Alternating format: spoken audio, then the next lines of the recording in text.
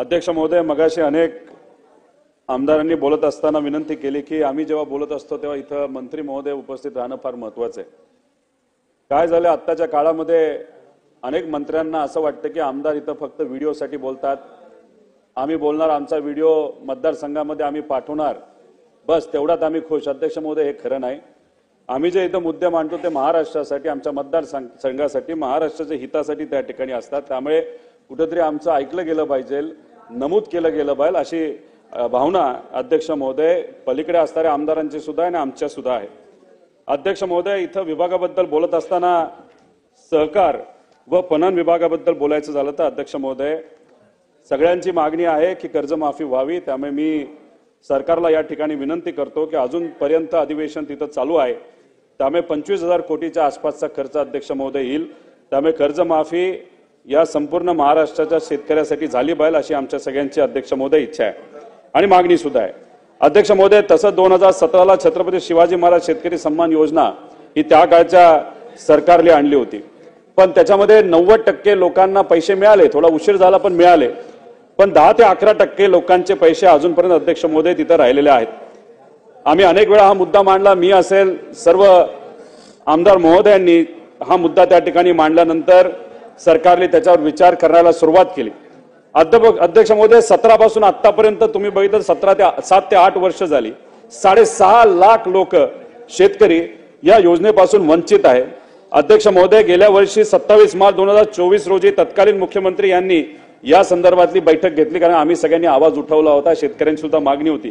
बैठक झाली, असं कळतं निर्णय झाला की यांना आपल्याला मदत करायची, पण अध्यक्ष महोदय अजूनपर्यंत त्यांच्या खात्यामध्ये पैसे आलेले नाहीत। त्यामुळे लवकरात लवकर त्यांच्या खात्यामध्ये पैसे देणं हे महत्त्वाचं आहे। आणि ज्या लोकांनी रेग्युलर कर्ज भरलेले त्यांचा सुद्धा मोठा निधी हा सरकारकडून अजून देय बाकी आहे, तो सुद्धा निधी तिथं असणाऱ्या शेतकऱ्यांना अध्यक्ष महोदय दिला गेला पाहिजे। अध्यक्ष महोदय, पंजाबराव देशमुख व्याज सवलत योजना ही योजना कशासाठी असते की शेतकऱ्याला तिथं सरकारकडून एक मदत व्याजामध्ये व्हावी। चांगली गोष्ट आहे, चांगली योजना आहे। 2022-23 ला 532 कोटीची तरतूद झाली आणि खर्च किती झाला तर 430 कोटी झाला। 23-24 मध्ये 460 कोटीची तरतूद, खर्च केवळ 368 कोटी झाला। 24-25 मध्ये 300 कोटीची तरतूद आणि खर्च 82 कोटी। अध्यक्ष महोदय, या योजनेच्या अंतर्गत आपला प्रयत्न असतो, सरकारचा प्रयत्न असतो की शेतकऱ्याला त्या ठिकाणी कुठेतरी मदत व्हावी, पण दुर्दैव असं की तिथं तरतूद केली जाते पण खर्च अध्यक्ष महोदय काहीच होत नाही।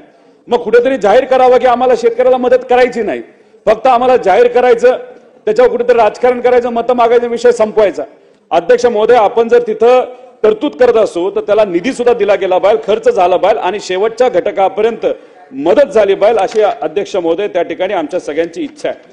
गाव तिथे गोडाऊन योजना याच्यामध्ये काही प्रमाणात दुर्लक्ष केलं जाते। अध्यक्ष महोदय, त्या बाबतीत लक्ष देण्याची जरूरत। अध्यक्ष महोदय, एखादा कारखाना असू द्या, बँक असू द्या, काही असू द्या, तिथं जे शेतकरी असतात ते कुठल्या पक्षाचे असतात असं अध्यक्ष महोदय नसतं। शुगर फॅक्टरीच्या बाबतीत बोलायचं झालं तर या सरकारने अनेक 10 ते 11 कारखान्याला अध्यक्ष महोदय तिथं मदत केली। त्याच्याबरोबर NCDC मार्फत काही लोन दिलं जातं, केंद्र सरकारची जी कोऑपरेटिव्ह बँक आहे, पण ते लोन देत असताना राज्य सरकारला गॅरंटी द्यावी लागते। अनेक कारखान्याला गॅरंटी मिळाली, इथं काही मंत्री महोदय नेते सुद्धा आहेत, त्यांच्या कारखान्याला गॅरंटी अध्यक्ष महोदय दिली गेली। पण अध्यक्ष महोदय, रावसाहेब पवार घोडगंगा सहकारी साखर कारखाना यांनी काय चुकीचं केलं होतं अध्यक्ष महोदय? सगळ्यांनी